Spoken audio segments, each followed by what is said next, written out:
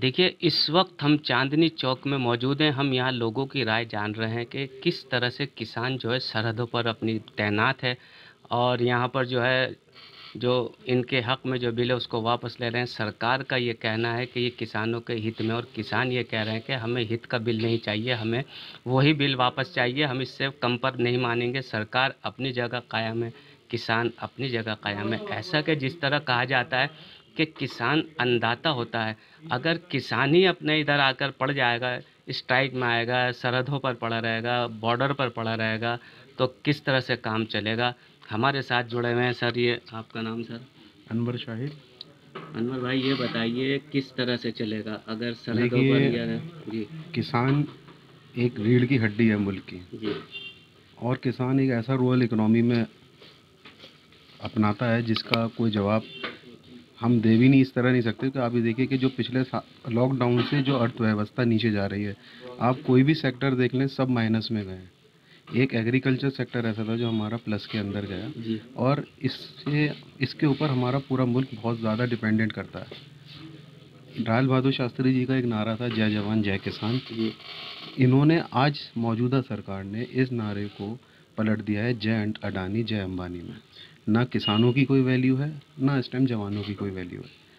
सारा सिस्टम एकदम चरमराया हुआ है। आज आप ये देख लिए, दिल्ली सरकार, माननीय मुख्यमंत्री अरविंद केजरीवाल जी भी पूरा इसमें किसानों का साथ दे रहे हैं, जबकि उनसे मांग की गई थी कि दिल्ली के जो स्टेडियम है उनको जेलों में तब्दील कर दिया जाए। जिस सरकार की, जो हमारी सेंट्रल गवर्नमेंट है, उनकी इस मांग को उन्होंने खारिज कर दिया।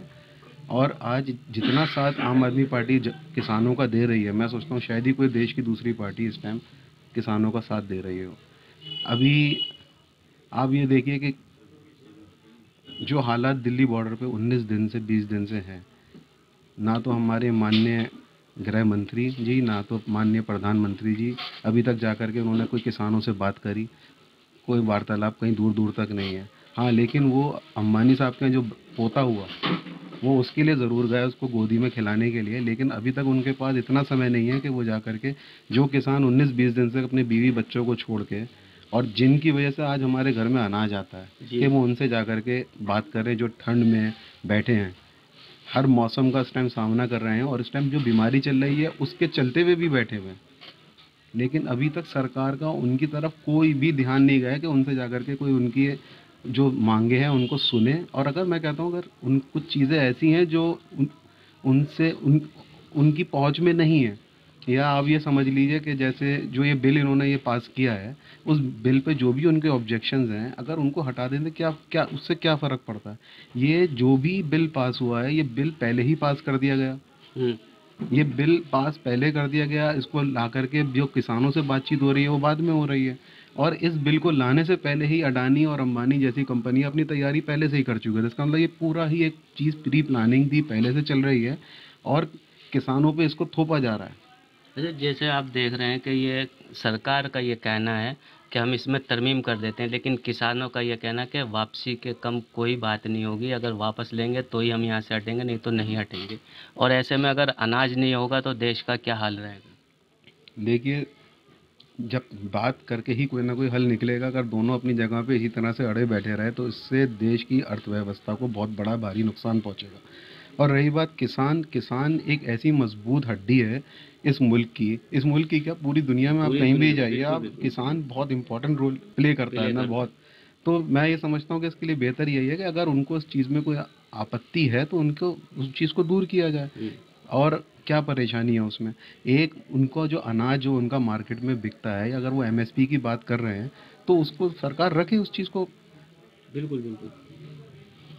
देखिए, हम जो लोगों से अलग अलग राय जाने, हर आदमी का यही कहना है कि किसानों से बात की जाए, कोई बीच का रास्ता नहीं आ जाए। अगर किसान कहते हैं कि हमें फ़ायदा नहीं चाहिए तो सरकार को भी इस बारे में सोचना चाहिए, क्योंकि किसान जो है अन्नदाता है और ये रीढ़ की हड्डी होती है। अगर रीढ़ की हड्डी ही टूट जाएगी तो किसान क्या, दुनिया के किसी भी जगह जाएं आप, रीढ़ की हड्डी अगर टूट जाएगी तो बॉडी पूरी ख़राब हो जाती है। इस वजह से सरकार को इसके बारे में सोचना चाहिए कि किसान जो चाह रहे हैं उनको क्या चाह रहे हैं, क्या उनकी ये मांगे हैं उसको एक बार बैठ के मीटिंग तो की जाए। ना उन्होंने पहले कोई मीटिंग हुई है, ना बाद में कोई मीटिंग हुई है। इस बारे में सोचें, यही देश के हित में अच्छा होगा। देखिए, इस वक्त हम चांदनी चौक में मौजूद हैं। यहाँ पर हम लोगों से ये राय जान रहे हैं, जिस तरह से किसान आंदोलन चल रहा है, तकरीबन 15-16 दिन हो गए। इस सिलसिले में ना तो सरकारी कानून वापस लेने के लिए तैयार है, ना ही किसान आंदोलन ख़त्म कर रहे हैं। इस सिलसिले में जो है एक आम आदमी सफ़र करेगा, ज़्यादा दिन आंदोलन लंबा चलता है तो ये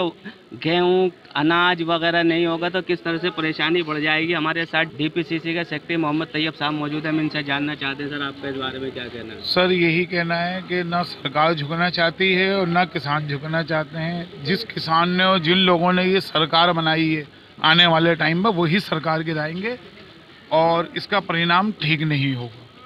जैसे चल रहा है, किसान है वहाँ पे पानी की बौछार हो रही है, इतनी ठंड हो रही है, सब कुछ हो रहा है। सरकार को सोचना चाहिए, हमारे देश के ही लोग हैं, उन पे ध्यान देना चाहिए। सरकार को गूंगा बहरा नहीं बनना चाहिए।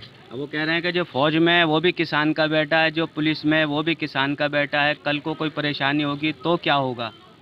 क्या होगा, लोगों को, जो पैसे वाले लोग हैं उनको तो कोई परेशानी नहीं होगी। गरीब आदमी पहले भी मारा जाता, तब भी मारा जाएगा। यानी कुल मिला के आम आदमी ही परेशान है। बिल्कुल यही बात है। देखिए, इनका ये कहना है कि यहाँ पर सरकार को भी सोचना चाहिए। हमारे साथ ही एक भाई खड़े हुए हैं, हम इनसे जानना चाहते हैं। सर आपका नाम?